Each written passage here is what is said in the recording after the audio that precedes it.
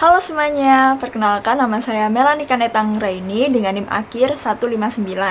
Di video kali ini saya akan mereview konferensi pers yang saya ambil dari channel YouTube Kejaksaan RI yang berjudul Konferensi Pers Penyitaan Uang 450 Miliar Rupiah dalam perkara PT Duta Palma Korporasi. Yuk kita bahas kasus ini bareng-bareng. Nah, sebelum itu, mari kita tonton cuplikan videonya terlebih dahulu. Assalamualaikum warahmatullahi wabarakatuh. Waalaikumsalam.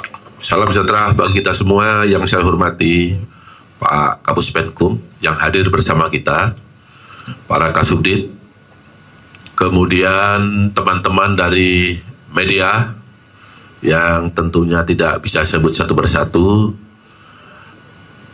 Langsung saja saya sampaikan bahwa pada hari ini tim penyidik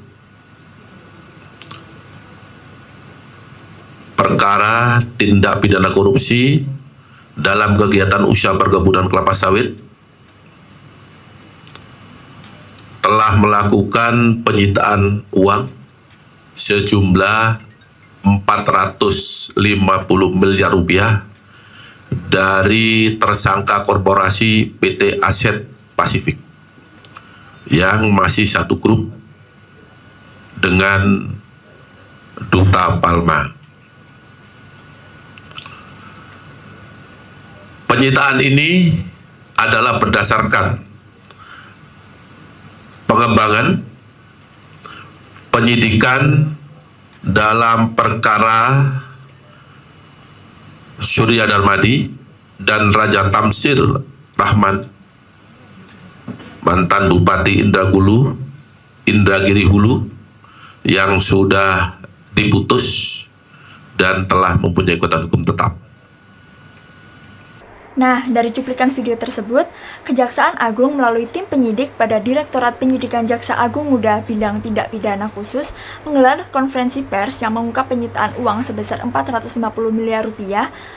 Penyitaan ini terkait kasus dugaan tindak pidana pencucian uang dengan tindak pidana asal berupa korupsi pada kegiatan usaha perkebunan sawit yang dilakukan oleh PT Duta Palma Group di Kabupaten Indragiri Hulu, Provinsi Riau.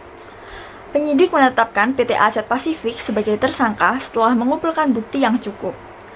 PT Aset Pasifik diduga terlibat dalam pencucian uang melalui pengalian dan penyamaran hasil kejahatan korupsi dari penguasaan dan pengelolaan lahan sawit.